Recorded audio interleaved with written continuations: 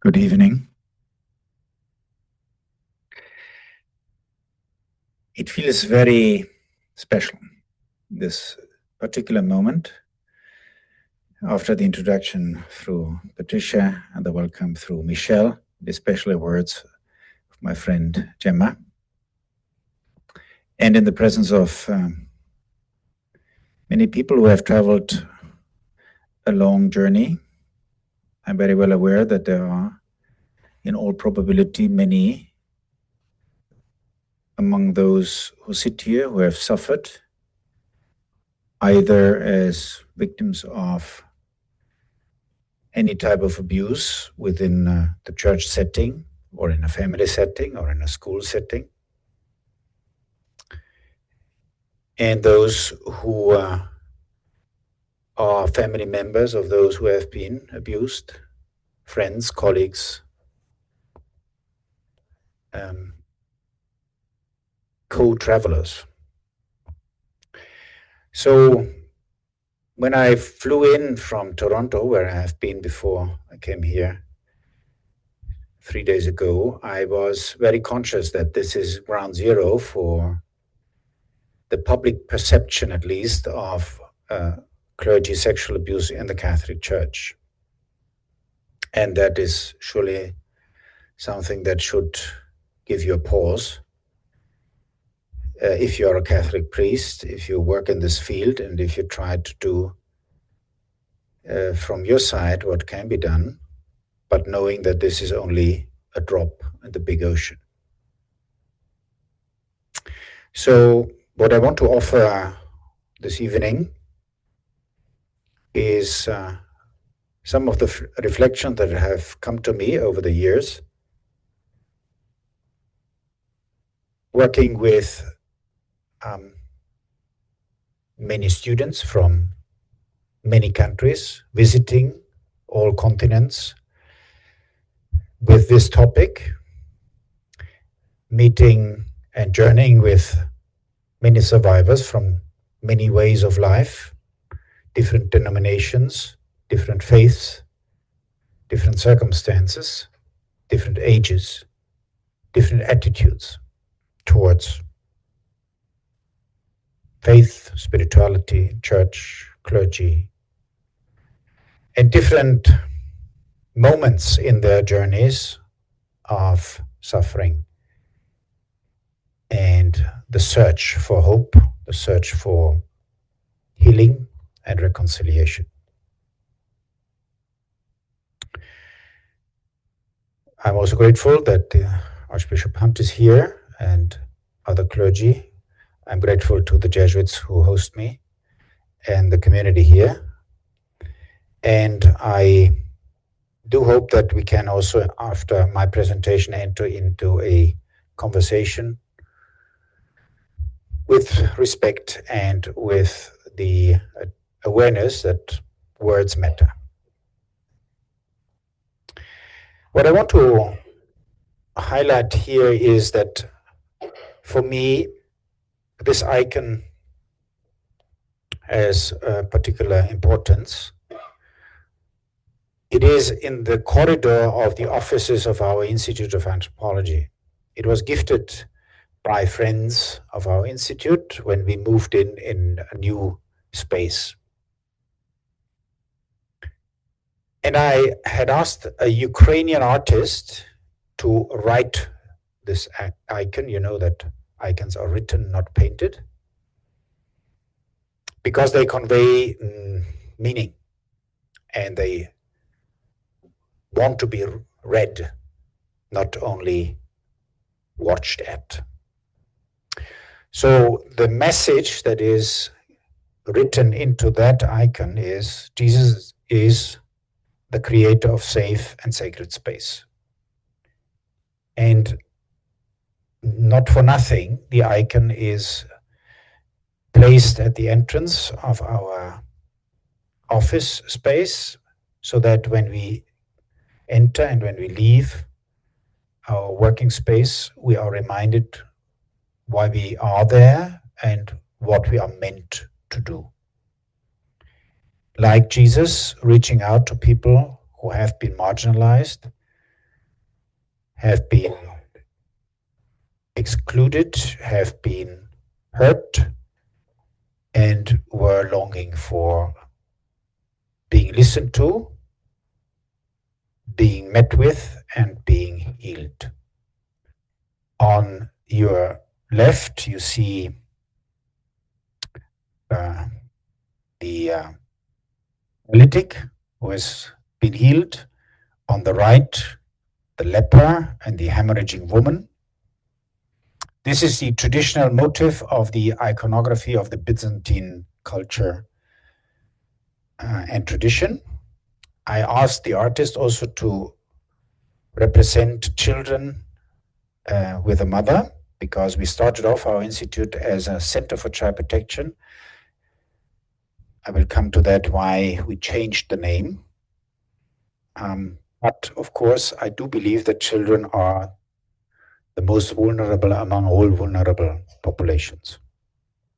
And we see it day by day in every news from across the globe. Who is at the center? Jesus Christ. For those who believe that he is Son of God and Son of Man, the inspiration, the model, and the motivation to do what he did, reaching out to people who have been hurt, who need accompaniment, who long for deeper healing, physical, psychological, and spiritual. There's one more element to this icon, which is very important for me. The icon should have traveled on 24th of February 2022 from Lviv in Western Ukraine to Rome in a van. And I had met a priest from Ukraine, a Greek Catholic priest, who was about to travel back to Lviv, carry the money, and bring back the icon. And that was 4 days before the travel should have taken place. And I asked him, Father, what do you think? Will Putin do what he threatens to do and attack Ukraine full scale? And he said, no. That's only words. Now, 4 days later, or more precisely 2 days later, we learned that it was not only words, and we are in this war since 4 years. Nobody could get out of Ukraine, certainly no mails, so the van was not coming through the border, and I had no news about where the icon was left behind. And there was no way to get any information about it. So days passed. I tried this, I tried that. Nobody replied. And weeks during Lenten season passed. And I had given up on the icon. Because I thought either it was destroyed, they put it in some corner of a basement and nobody knew about it anymore, and years later they would discover and not know what it was all about. So I had really given up and thought we have to look for something else. A few weeks later, after Easter ministries, I came back to my Jesuit community at the Gregorian and find in front of my room a parcel with Cyrillic letters. And I say to myself, that's not true now, right? I open the parcel and it is the icon. And to this day, I have no clue how it came to Rome, how it made the journey. So all the more, this is very precious for me, and I think it is a very important inspiration for what we do. And ultimately, it is all what I want to say. Here is responsibility, here is care, here is safeguarding.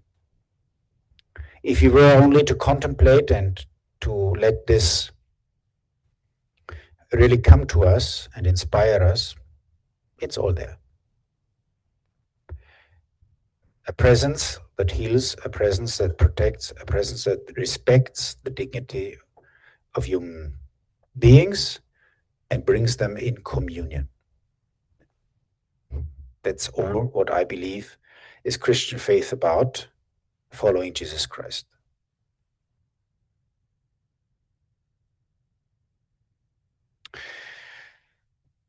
However, we don't only contemplate, we speak about safeguarding. Now, as you have realized, I'm from Germany and more precisely from Regensburg, southern part of Germany. And English is not my native language. So, when it came to defining what we want to do and what the mission of humanity and the churches and the Catholic Church is, we came to use that term safeguarding. Now, I've learned that even in English, this is not a very clearly defined term. This is at least what native speakers tell me, that safeguarding can mean a number of things. And in our context of prevention, protection of abuse, this is the term we use now, mainly. Also in other languages, the term safeguarding is used in English. And the advantage of using a term that is not as clearly defined as others is that you can give it a meaning. So I've taken to give the meaning of safe space, safe relationships, and safe practices and processes to this term. So safeguarding, safe space, how do you feel in a geographical, a local, a location when you enter this room? Now, I have to confess that doesn't look very safe to me here. Not very high, and don't know where the security measures would be. So, but when you come into a building like this university, you have immediately a sense of whether you feel at home, whether you feel threatened, whether you feel risky. The same is true in houses, private houses, in private apartments, in any type of institution. So safe space nowadays means that the doors have windows, for example. You see what is happening inside, but you can also build university schools in a way that there are no hidden corners where people can just separate and corner people. This is the safe space that most of us are concerned about. The younger generations, those who study in this university and are in the schools or in kindergarten or whatever, have another space that is very unsafe. That is the digital space. That is also space, we call it like that, digital space, and it is today the most dangerous for young people. Not only young people, but also vulnerable groups of adult persons. So what is happening on the internet and social media is today, as far as science can tell, is the most risky place for young people in terms of abuse of any type, bullying, sexual abuse, financial extortion, and so forth. So safeguarding in locations, geographical, physical locations, and digital space. Safe relationships. What does that mean? That I communicate, that I live out the respect and the acknowledgement of the existence and the rights and the dignity of other persons. This is the first aspect of safe relationships. It means that I don't overstep boundaries, I don't enforce things. I don't force myself on other people. And it also means that I am in a constant journey in the development and the living out of relationships. We know that relationships change, and we need to be aware whether they change for the good or for the bad. Safe relationship relates also to the relationship to myself. How do I care for myself, my health, my mental well-being?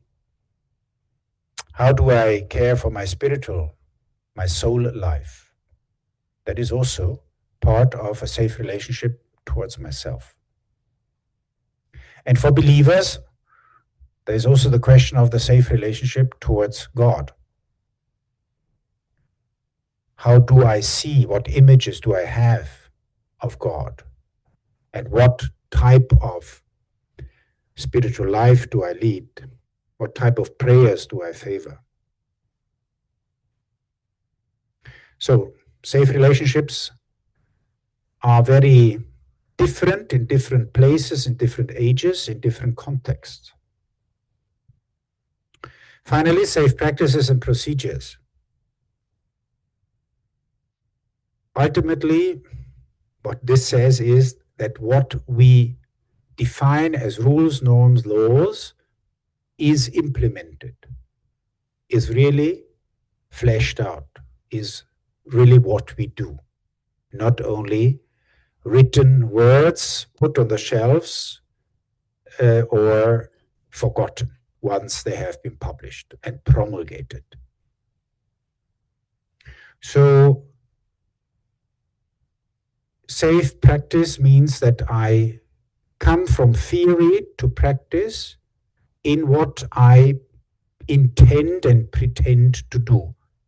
In our context, how we respect others, how we protect others, how we prevent abuse.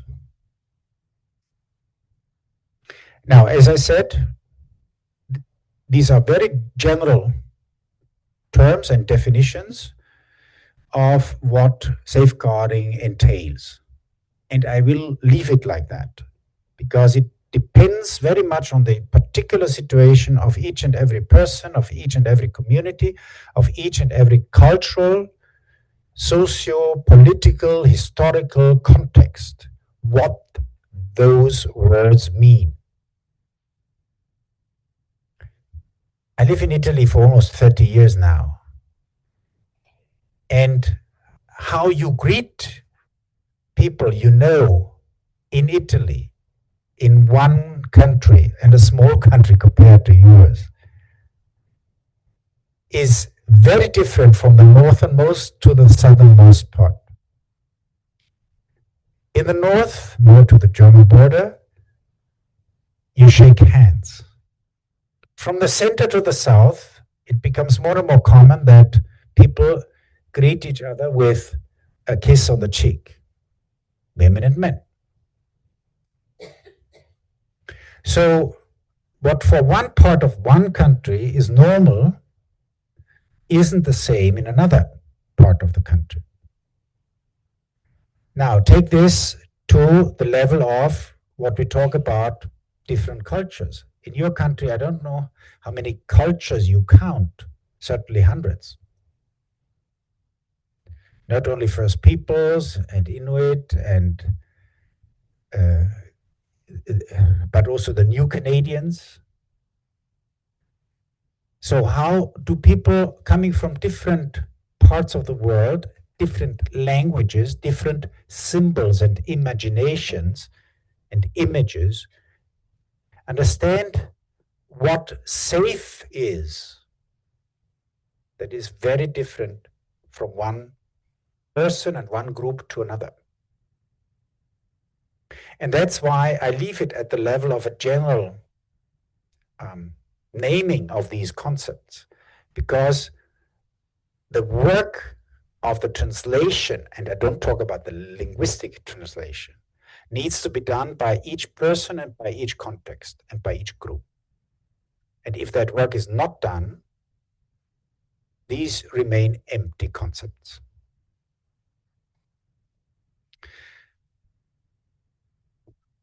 So safeguarding, in my understanding, goes beyond sheer prevention and protection, which sound and are basically defensive, no abuse. In that sense, defensive. It shouldn't happen. Surely, it's clear that shouldn't happen. But over the years, I've understood that when we only talk about prevention and protection, people get very easily frustrated and not really fired up. They are tired of hearing over and over again something that only relates to avoiding things. I do hope that by coining it as a positive, as something that can motivate, that builds up, that let people grow and flourish, like I understand safeguarding, an understanding grows that this is something in which we can contribute proactively and in a positive way.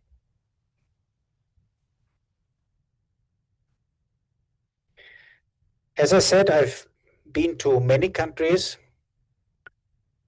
on all continents with this topic, and by now, in 2026, I can say that the topic is present everywhere. That wasn't the case, believe it or not, 10 years ago, 8 years ago.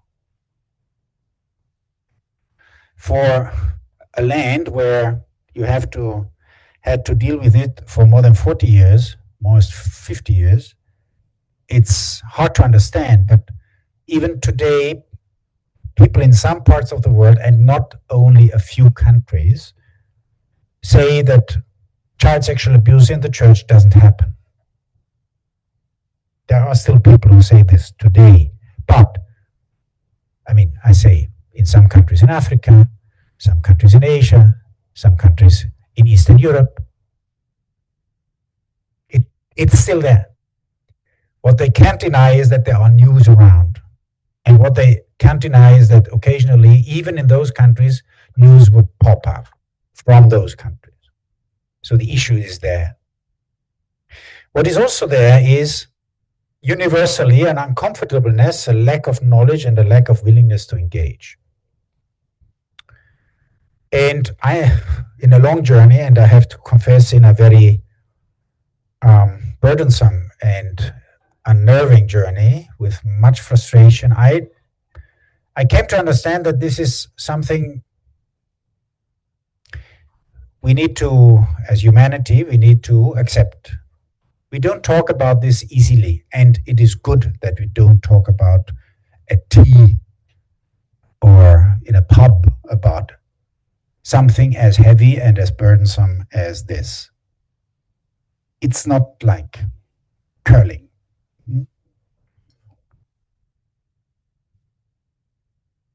Why? Because it touches on two main forces in humanity that have been with us since ever and will be with us forever.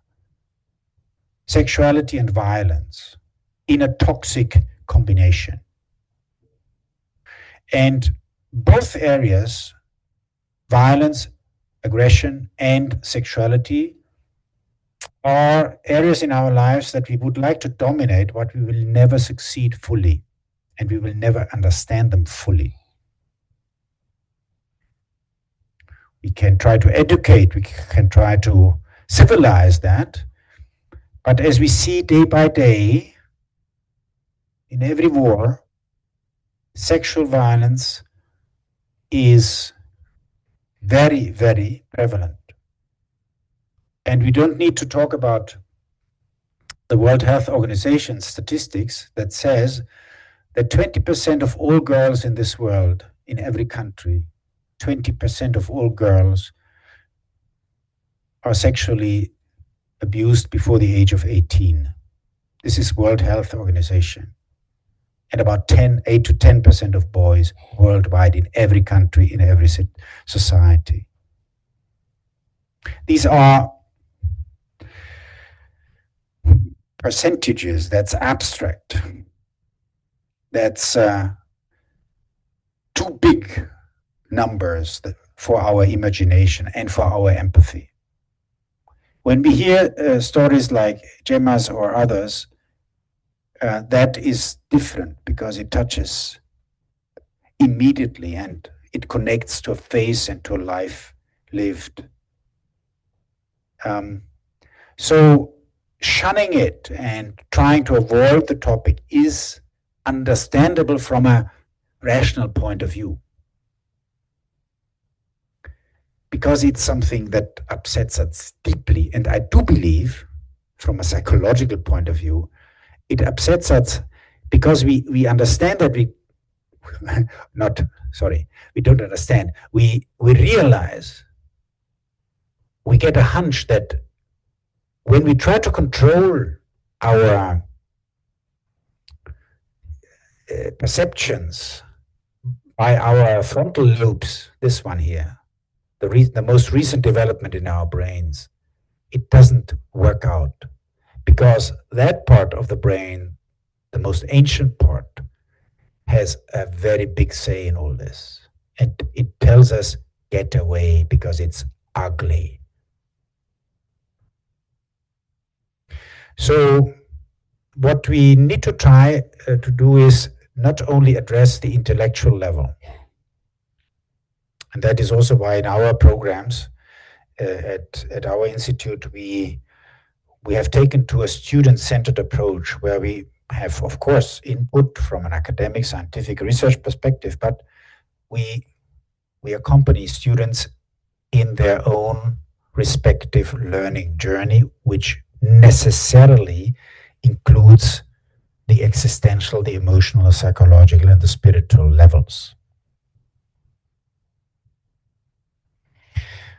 I'm talking about the Catholic Church, and maybe some of you would not believe or contest what I say now, but I stand with it because I've seen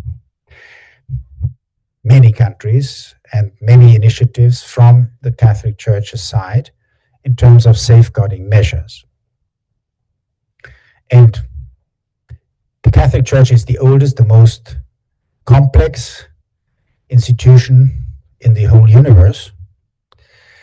And it is from grassroots to highest levels of society in 180, 190 countries present. And for example, it's the only institution that has mandated the promulgation of guidelines for the church territories all over. There is no other denomination, religion, or institution.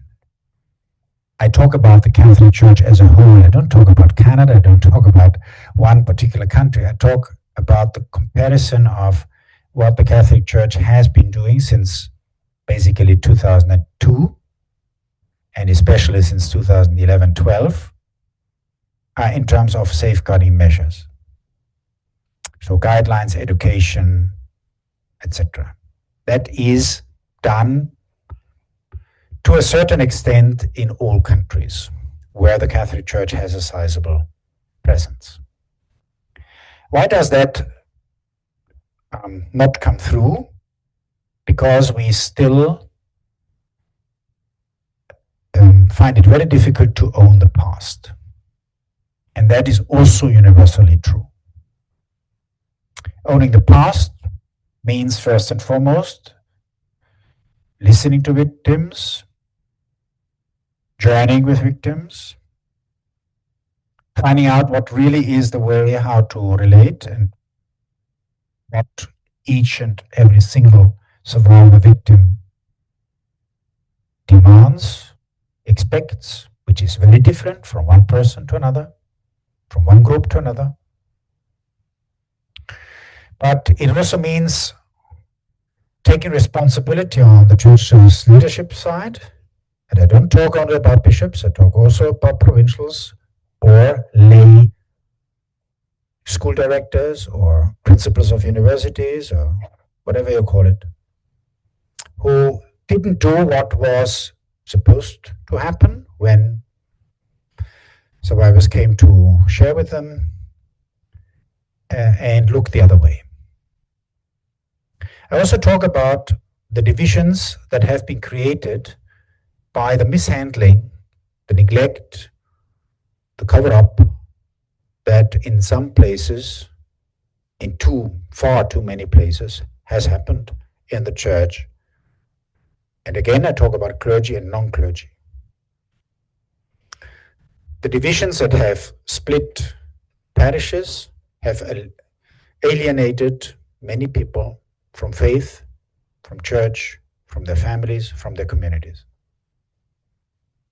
So there is a lot that is there, and in terms of huge mountains of suffering, piles of despair, and working through that is seemingly, obviously, very difficult for many people in the church, and again, for clergy and non-clergy.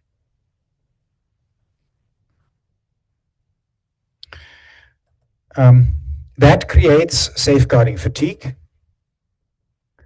Safeguarding fatigue, especially for those who, and there are many in the church, who by now try to do the right thing. From the top leadership, the popes, to people in the pews. Many safeguarders, as we call them, people who are responsible in dioceses, religious congregations, school associations, etc., who are in charge of safeguarding measures, feel worn out, burned out. They feel isolated. They feel not taken seriously. They feel that's an uphill battle like Sisyphus. Also because there is a tendency to do the right thing on the outset and on the outside, to establish norms, to run educational sessions, like we've done the right thing now and now it's over, so tick it off. And it has not really, from my perception, it has gotten to a certain level in countries like Canada or your neighboring state, whose name I shall not name, or in Australia and a few other countries, not many more. But beyond that, entering into the system, entering into the makeup of our institutions, of our formation programs, of our pastoral, spiritual, educational, etc., ministries, has not happened yet. It is still something that is attached, that is separate, that is extra.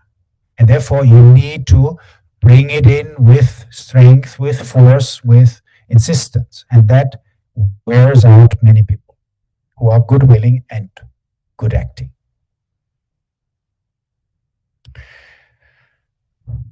What is also true, and I've already alluded to that, is that in each context you have different cultural, legal, historical, political, whatever factors.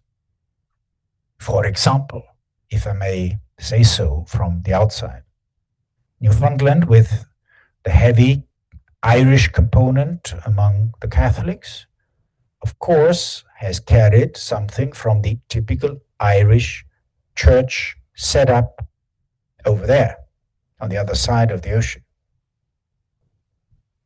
with heavy clericalism on both sides.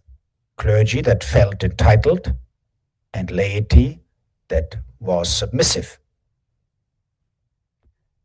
The insistence on suppression and the darkness, may I say so, of the weather, not today, weighing on people, and the Irish monks, not for nothing, invented the confession as we know it today. The confession, the ear confession, as we practice it today, was invented by the Irish monks as a tool to get around the sins. So the fixation on the negative side and to fighting against the negative side instead of trying to grow and to flourish and to empower people. So, just a few first thoughts after having been here now 72 hours or so. But there is no one size fits all. What fits for Newfoundland doesn't fit for Quebec in this moment.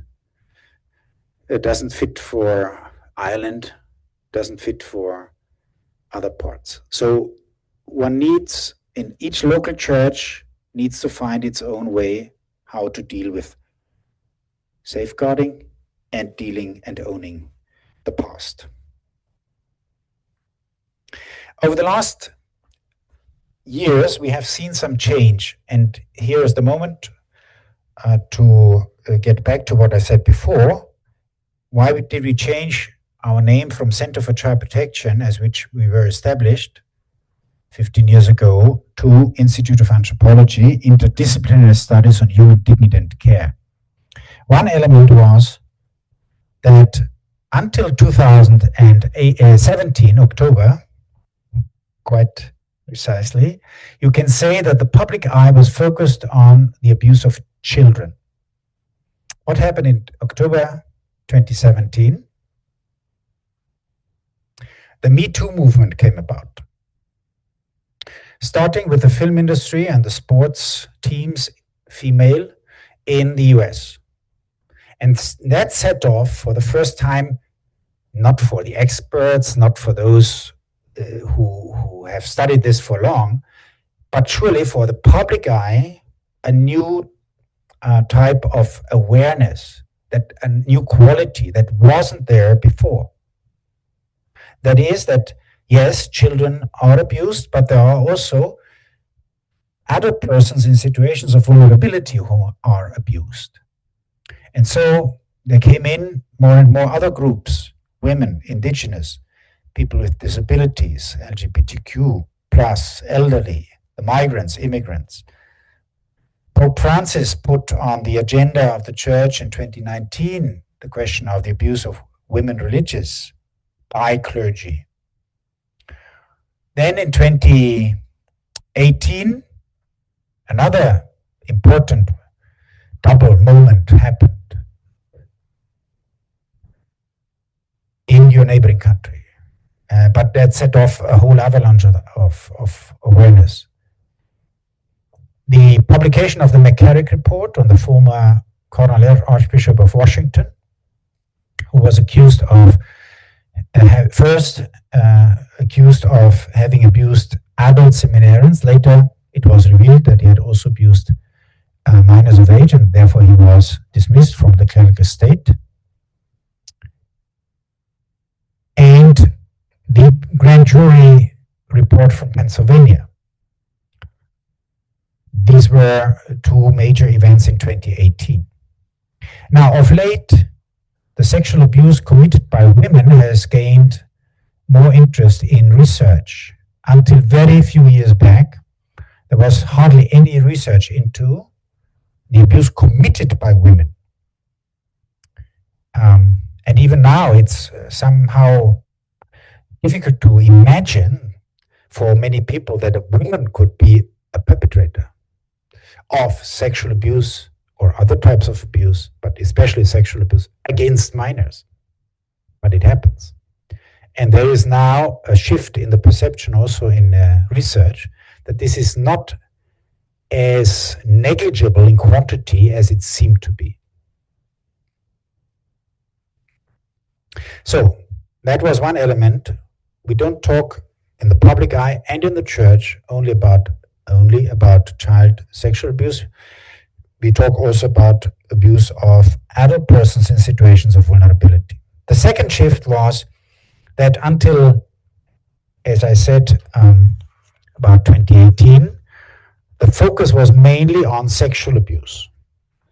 Since then, other categories of abuse have come into the picture: physical, psychological, emotional, verbal, and especially of late, last 4 years, spiritual abuse. So much so that this is the buzzword in Rome, at least at the moment, spiritual abuse. The dicastery for doctrine, so let me say the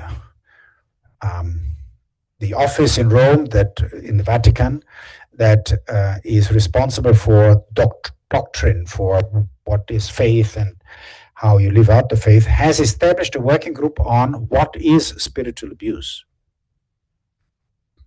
Because it's easy to describe, but it's very difficult to objectify in legal terms. The question of neglect in boarding schools, in residential schools, as I already mentioned, the question of online abuse, which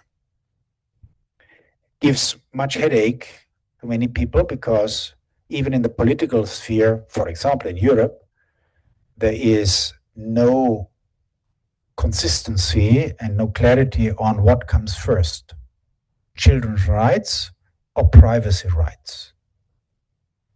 And the government, the current administration in your neighboring country, does everything to intimidate European legislators under the pretext of freedom of speech, which would at least, for example, introduce age verification for certain apps, of which we know that they are not only addictive, but also abusive. But this is another major topic that we can't address here. What is surely at stake is the root cause of all abuse, as many, not all, as many survivors describe. The root cause is the abuse of power. Being at the will, at the hands of an all-powerful being, be it parents, be it teachers, be it trainers, and be it clergy, invested, the latter, with divine power. All-powerful, mirroring God, ultimately. So the question of how do we deal with power in the church, I think would need to be addressed much more head-on. I've already mentioned that safeguarding in times of war is something that unfortunately is very timely to discuss. A few weeks back, I spoke with a South Sudanese Jesuit, what safety and safeguarding means for him. Safeguarding in a country of civil war and unimaginable violence and cruelty means building a wall around the compound of the church or the school to protect oneself. Again, a reminder that there are very different dimensions and very different situations for safeguarding. But what I wanted to say is that all this, the first change, not only children, a second, not only sexual abuse, brought us to consider a new name. And we came up with this Institute of Anthropology, Interdisciplinary Studies on Human Dignity and Care, because it potentially includes all aspects of science related to this, not only psychology, not only theology, not sociology, economy, administration, whatever you have.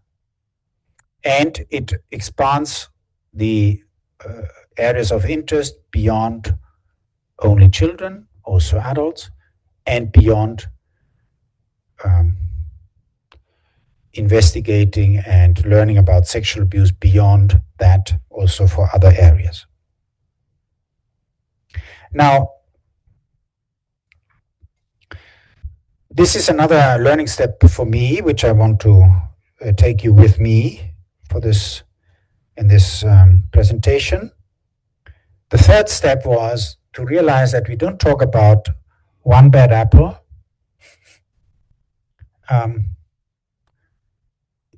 but we talk about a system in which abuse happened, very much alike in one place compared to another, and where negligence, refusal, rejection of victims happened in the same way as it happened in other places, and where non-compliance with the church's own law happened in one place like in others. So realizing that we can't possibly single out only one perpetrator, one victim, one provincial or bishop who didn't do what they were supposed to do.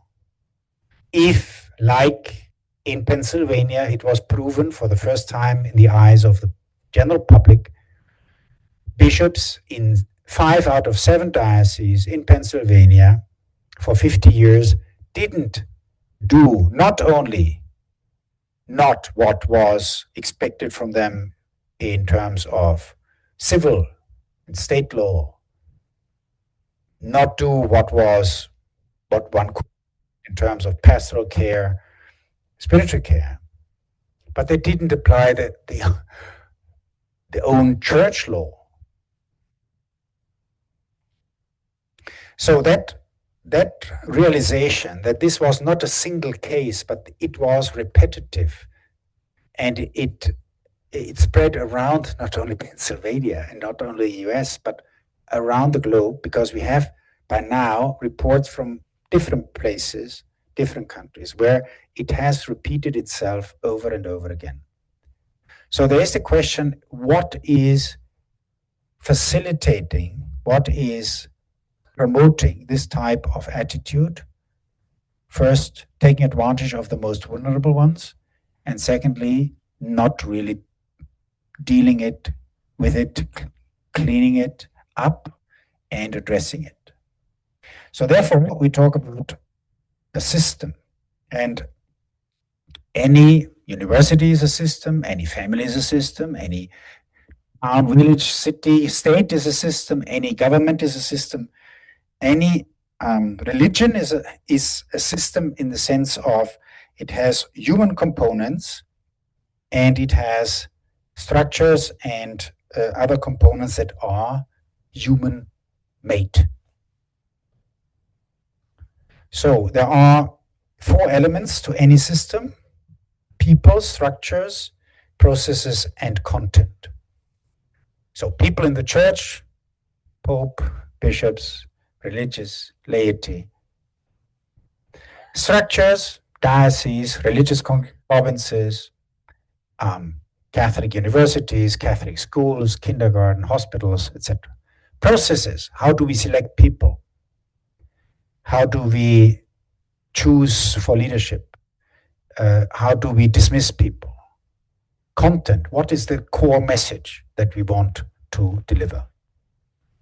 And these 4 elements, which make up every system, specifically, you would need to go now to see what that means for every single system. The interaction creates a mentality and is lived out in certain attitudes. And the mentality, for example, can be that priests are untouchable. And the attitude can be then silence. Don't criticize, don't speak out. So this is just an image that I would like to present to you as a reminder that we talk about individuals who have been hurt and those who have hurt and offended and those who have been neglectful in dealing with this. But we talk also about the interaction of this, because nobody is an island. No victim, no perpetrator, no responsible authority in the church is an island. It is we are interconnected, willing or not. So any change to a system needs to come at the same time from different areas and in different ways through all these 4 elements. If you exchange only people, but you let continue to exist the structures will overtake the people. Culture eats strategy for breakfast. So what what is really necessary for a more consistent approach is that each one comes from that angle where he or she is, and then tries to influence and to do what is in their hands. And that pertains also to the question of guidelines. Now, North America, from a European point of view at least, is heavily legalistic. These US societies, I dare say so, believe in the law, the rule of law.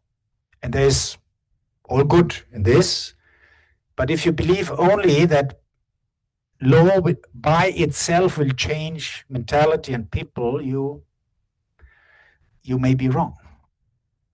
There are other components that need to be taken into account. Otherwise, it remains there as an ideal, as an abstract reflection or intellectual exercise. But it needs to be guidelines when it comes to guidelines for safeguarding, need to be translated into policies and then into practice. Otherwise, you don't form attitudes and you don't change mentality. So, discussing guidelines, changing, adapting is necessary. And Jim and I have had also conversations with the ministry in the church that deals with how the text of law in the church is formulated. We had discussions, robust discussions, with the higher-ups in that ministry that is responsible for the church legislation text. We need to do that. But if it remains as a belief that by changing the letter of the law, people will change, we will fail. Because the educational, the pedagogical, the lived, the actual, the realization step is not taken. And for this change of mentality, I think for the church, it is necessary to face reality. Some people ask me how I continue over the decades to work in this, and how I don't get too depressed because of also some experiences along the way. I do think that I'm not depressed, but I'm very sober about that, what we need to face.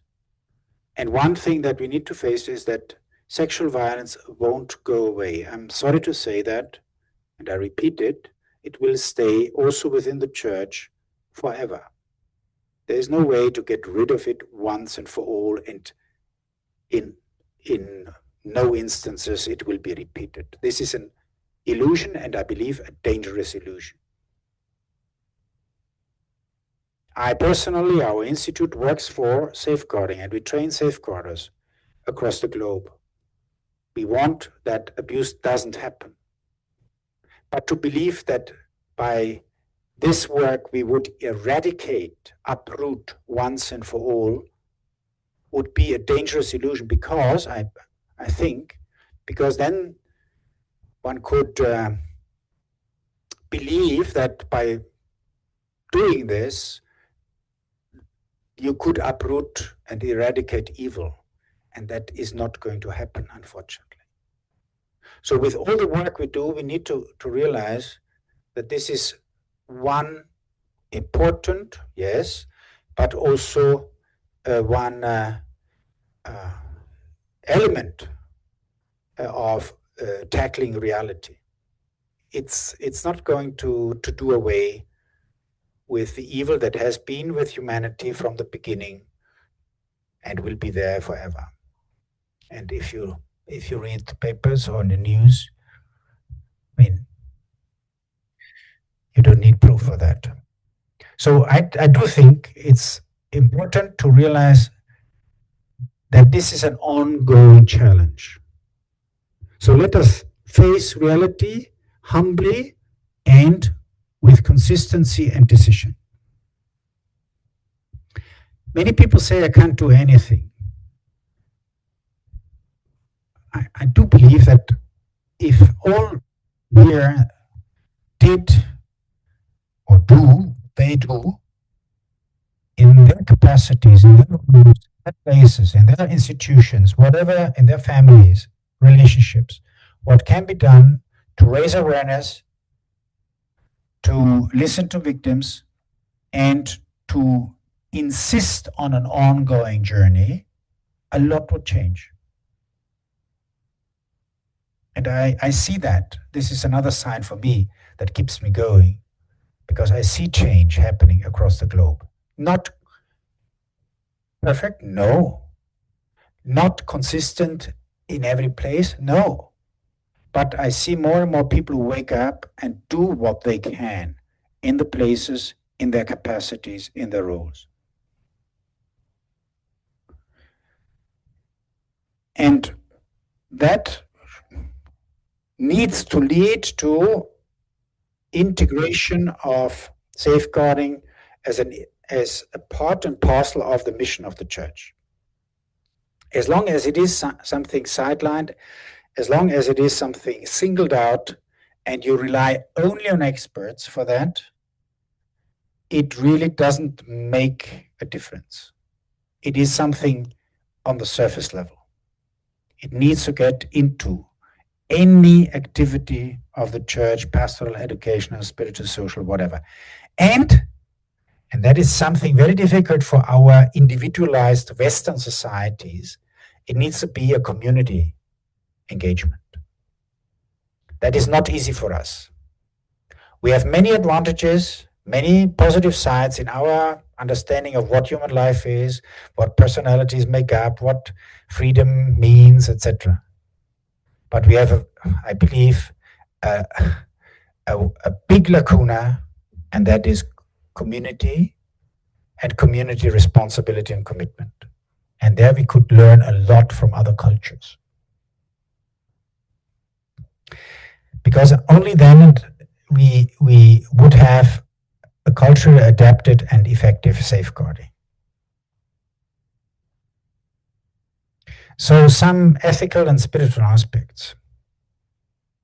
As I already mentioned, dealing with power.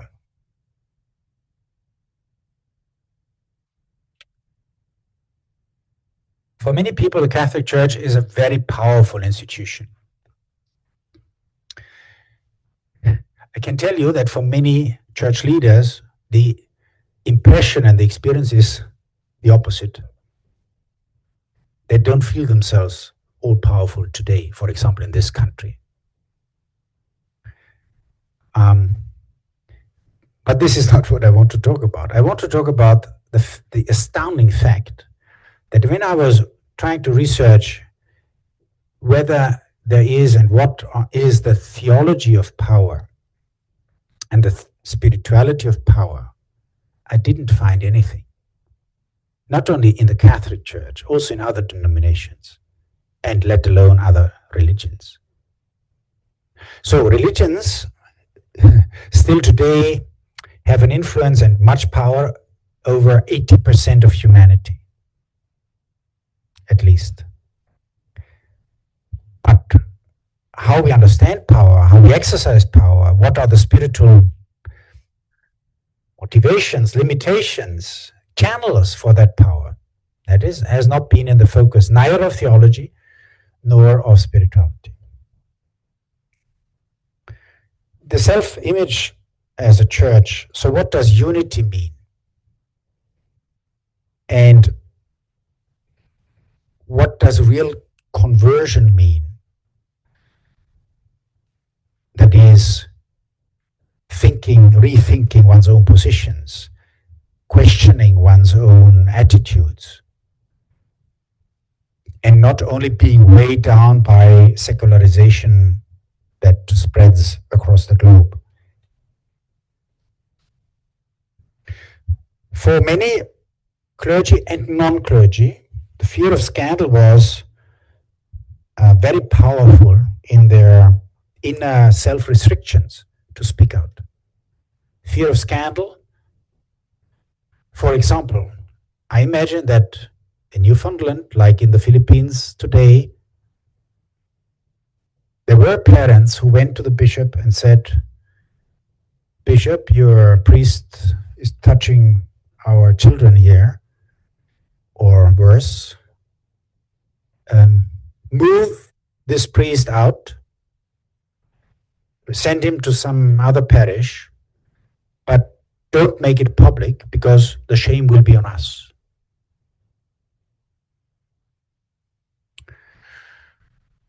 Or the question that many church leaders, not only church leaders, have when it comes to publicizing about making public scandals, cases of abuse. Does it so much harm to the church that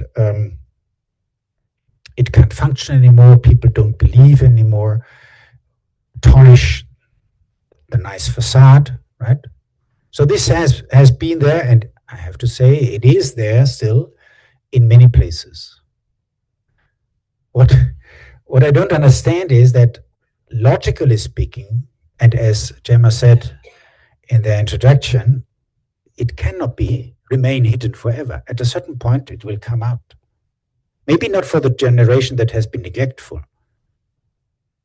but at a certain point, it will come out. And when it comes out, it is much more harmful and it costs much more money than if I had dealt with it before.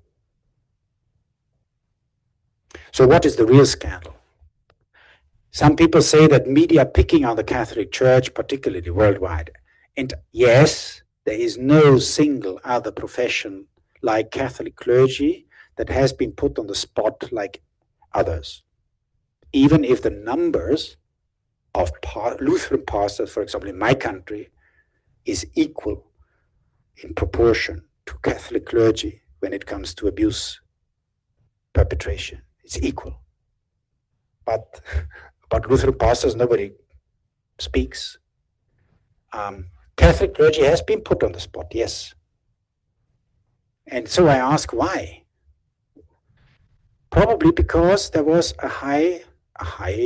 very high, too high an expectation about who Catholic clergy are and how they live up to their vows, their ideals. So what is the real scandal here? The real scandal is that we don't admit that this is not true, that we are also fallible, and that we are also human beings. Which brings me, of course, to the question of how do we deal in Christianity with sexuality, which is connected to violence, to sin, to shame, a lot, especially in the Western tradition, in the Latin tradition, to which also the Protestant churches belong, not so much in the Byzantine and the Oriental churches. But it is a mysterium, a mystery, tremendum et fascinans. So somehow makes us tremble and is fascinating at the same time. And again, that is maybe for Catholics especially challenging topic, yes. But if you look into official teaching and official doctrine in Protestant churches and the concrete numbers that we have, there is not much of a difference. Latin Christianity has been impacted very much by a certain type of theology that is tied very much to a certain understanding of St. Augustine and sees humanity in a bad light, with more of the failure approach, including sexuality, which is a threat, which is perceived as something that tempts people, the only temptation that really matters, while hating one's neighbor or bribing people is not considered as sexuality is. Which has to do with the fear of vulnerability, of compassion, of admitting to crimes and sins. Some of you may know that for the Catholic Church, confession, the sacrament of reconciliation, presupposes some steps so that it is valid. Remorse, confession, and penance and reparation. If any of these elements is missing, the confession is not valid, is not effective, does not communicate grace. This is the Catholic doctrine on this. So you think about yourself, you discover that you have done something wrong, you are remorseful.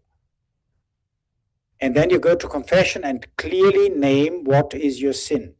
Not like, I was bad. Be specific. And then do concrete, adequate penance as much as possible. So this is Catholic doctrine and canon law for how the sacrament works. So grace is communicated. Now, if you try to apply that when it comes not only to a single individual, but to a community, to a diocese, to a parish, to a religious province, what does that mean? How does such an institution think about what has happened? How does it express remorse? How would it express clearly in confession what went wrong? What were the sins and the crimes? And then take up a penance that is adequate for the damage done, as much as it can be. So not only in an individual perspective, but also in a social and a community perspective, how does that cycle work? Which includes the question of responsibility and accountability. So, as I said, for many people, the Catholic Church is still today, in their imagination at least, an all-powerful organization. And it is hierarchically structured like none other. I can tell you that's not the case. The more I got into this, the more I discovered how, chaotic the lines of command are. There is no red button for the Pope, which he could press, and every bishop and every person in the pew would follow suit. There is no such button. To the contrary, remember Pope Francis, some of his closest collaborators, some of the cardinals, would call him almost an heretic, would not only publicly criticize him, but really, show that they wanted him to be gone. But I could give you many examples of how the lines of command, the lines of responsibility are blurred. So much so that in the end, you don't know who was responsible for ordaining this person, missioning that person to that place, not dealing adequately with the allegations, not following through with the safety plan, etc. Some people even say it is purposely blurred so that you don't get to the final responsible who has signed off on this or on that. And in many cases, that led to an avoidance of accountability. But there is more to it. In 2018, when Pope Francis had asked me to organize a meeting, an unprecedented meeting of the presidents of the bishops' conferences, the heads of the Roman ministries, the male and the female orders in the Catholic Church, on child protection. It was the so-called Summit on Child Protection, which took place in February 2019. In our organizing committee, we proposed to him 3 topics for the 3 days: responsibility, transparency, and accountability. And our working language was English. But when it came to the translation into the other 3 conference languages, Italian, Spanish, and French, we realized that for one word, there was no translation. Now, can you guess what it was? It was accountability. How do you say accountability in French?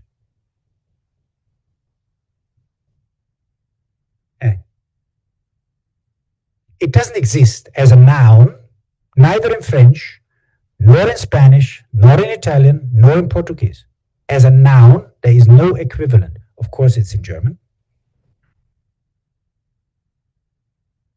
But it's not in any of the Romance languages in which the great majority of Catholics live and act.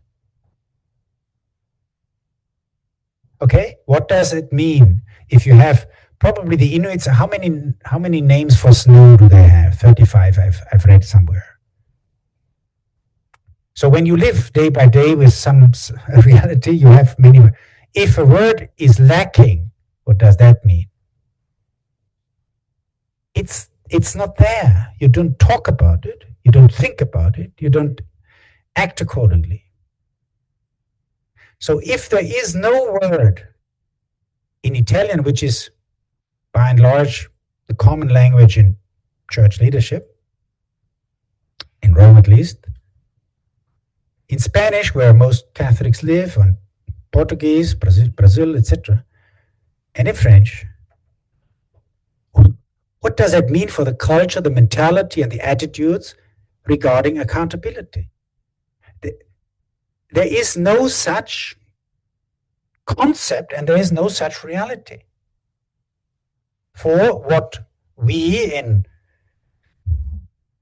Anglophone, Anglo-Saxon, I should say, and Germanic lands are sensitive to. It doesn't exist. So how do you introduce that term, but not only the term, also the reality into such a context? And effectively, we had the same as for safeguarding, we had the term accountability also in the other languages. We used the English in French and in Spanish and in Italian. So this is, for me, one of the biggest challenges, I would say, from a systemic point of view. Systemic, the system. Why? Because it denotes the difficulty to really get to accepting one's own personal responsibility and accepting the consequences of that for oneself and for the institution. And this has happened not in many cases. Yesterday we had from Germany, we had the news that one emeritus bishop, so a retired bishop in an important diocese, who was found negligent in dealing with allegations against one priest and has accepted his responsibility. He's now, in his retirement, he's now giving up on one honorary title tied to the cathedral. Now, seriously, I don't think this is an adequate consequence. But we are only at the beginning of reasoning about these things, which also needs to remind ourselves that nobody in a leadership position can always be perfect. that is also an illusion. Each one at the top of an institution will necessarily make mistakes. Nobody is perfect. Thing is, how do we deal with that? And I give you one example where I believe many people were surprised. In the Archdiocese of Munich, in Bavaria, at a certain point, there was an archbishop called Josef Ratzinger, later Pope Benedict. He was there for only 5 years before he was called to Rome to be the head of the dicastery for doctrine. And his successor, Cardinal Vetter, who is still alive at 96, was there for 25 years. Now, in the report of on the abuse cases in the Archdiocese of Munich, Ratzinger was accused of not handling well 5 allegations, and in one case, a serious allegation. Vetter was accused of mishandling 25 allegations. When the report came out in 2022, I believe, the second report, Vetter wrote a letter, Cardinal Vetter wrote a letter at 92, in which he accepted the responsibility, he apologized wholeheartedly, and he expressed sympathy with the victims, and he had some concrete measure also in which he tried to show that he was serious about that. Next day, for him, the public focus had shifted. He was seen as somebody who was owning responsibility for the failures he had made, and he was showing his face. And I can tell you that from that moment on, his reputation or esteem had grown, despite the fact that he had mishandled cases. So my final considerations on journeying with victim survivors, from my point of view, some 3 years ago, I've co-authored together with a survivor from the US an article on this, because there are, for a non-survivor, and I'm not a survivor, in journeying with victim survivors, there are challenges. It's not simple, it's not easy. What is most important in my experience is to listen and to listen and to listen. And by listen, in English you have the distinction between hearing and listening, right? Hearing, you can hear my voice, and you can say, you can just let it go. If you listen, you enter into the meaning, you let it sink in, you try to elaborate on it. And this is what is needed by sitting down with victims and survivors and listen.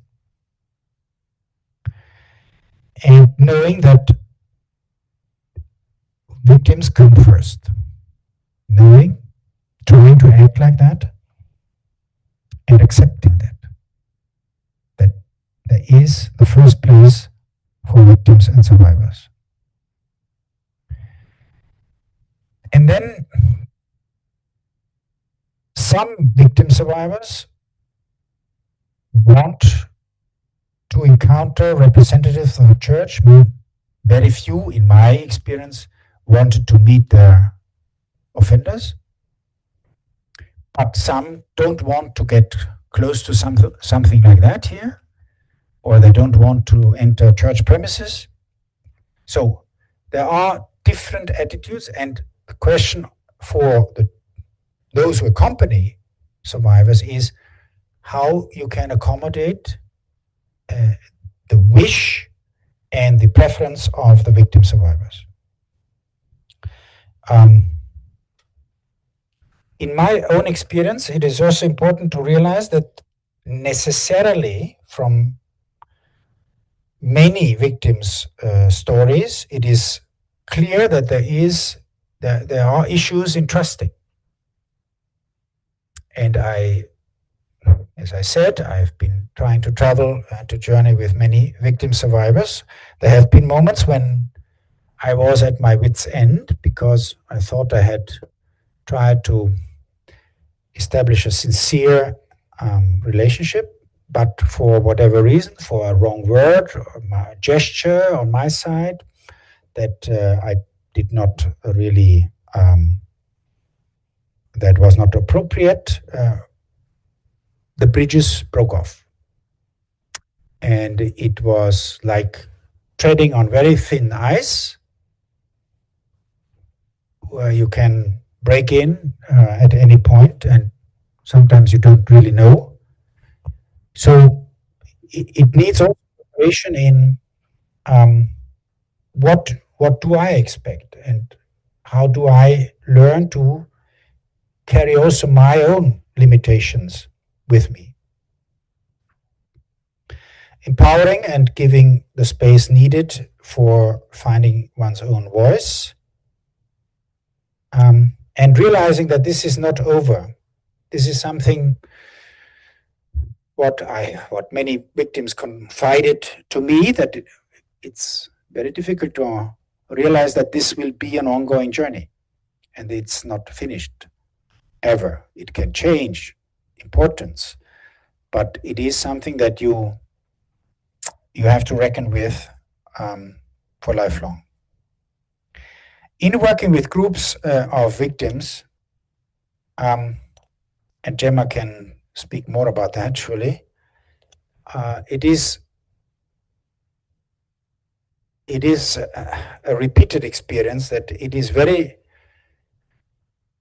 challenging, really finding a unity that carries on despite differences in expectations, differences in stages of the journey, differences in preferences. So finding a way of understanding what church could offer in terms of structures, but flexibility and openness also to find a way of working together with groups of victims, I think would be of greatest importance. In Germany, we have a system for every diocese, because unfortunately religious orders are far behind here, where there is a council or an advisory board of victims for each diocese. And unfortunately, the experience shows that quite often within those boards there are big tensions and sometimes unbearable tensions. And the question is, and we are, I mean, in Germany they are in a way of reflecting what makes it so difficult to keep such groups going? And is it not also the pressure, the expectations, or the lack of some type of support that makes it so difficult? I believe those questions are more important than the answers. I believe that this is precisely one of the elements of the conversion that the church needs. We don't have the answers. And to admit that would be a very important step forward. Spiritual journey. So I do believe that a vast majority of victims of clerical sexual abuse in the Catholic Church are still Catholics. And I do believe that most of them have not spoken out, the majority. I do believe that. Not spoken out publicly. And many say that for them, the belonging to a community, a faith community, even if it is not in a parish, but only as a membership in the Catholic Church worldwide, is so important for getting them going, keeping them going, giving some hope. Others have left the church in anger and rage. Others are searching And it is not up to the Catholic Church to judge that or to in any way influence that. This is what is the journey of each and every single victim survivor. Which brings me back to what is most important. Listen, listen, listen. Finally,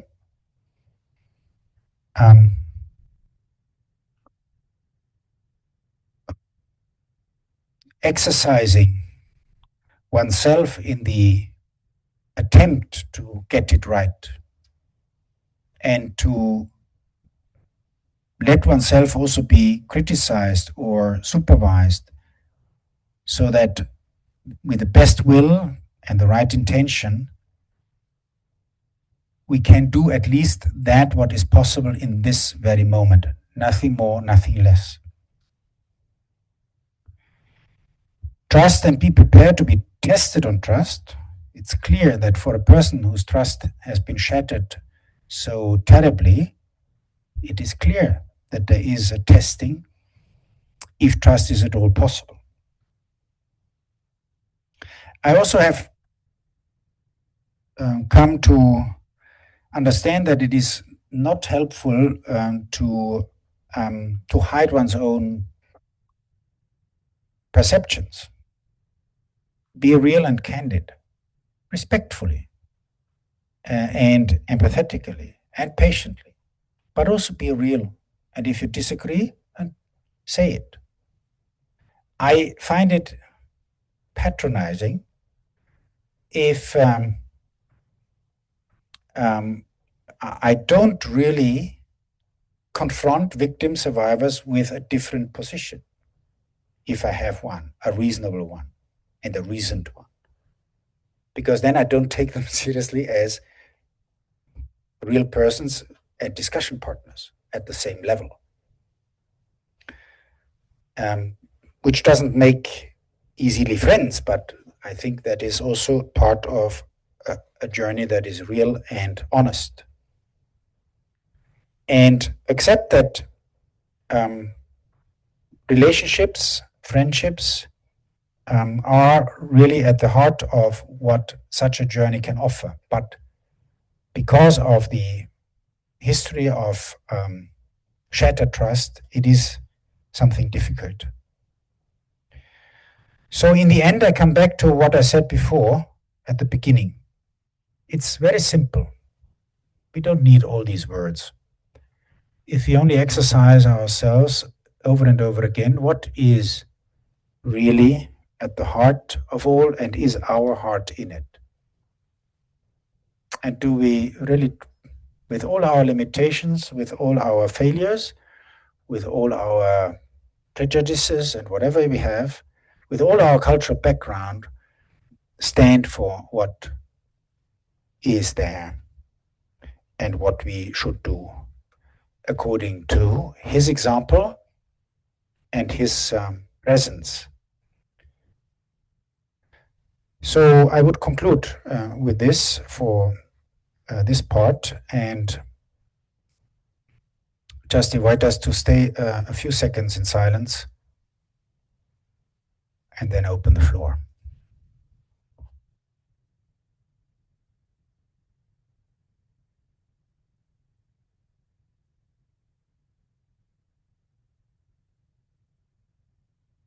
Thank you.